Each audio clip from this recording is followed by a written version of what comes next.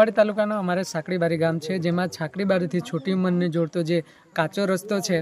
તે રસ્તાથી અમારે ખૂબ મુશ્કેલી પડી રહી છે। અમારા સાંકડીબારી ગામમાં જે અમારો રસ્તો છે જે છોટી ઉંમર અવર જવર માટે ખૂબ મુશ્કેલીનો સામનો કરવો પડે છે, કારણ કે રસ્તો જ ખરાબ છે। એના માટે તો ખાસ કરીને જે અમારા ગામમાં જે BLO આવે છે, જે મતદાન યાદી માટે આવે છે, એમને પણ ખૂબ મુશ્કેલી પડી રહી છે, કારણ કે એ લોકો પણ પોતે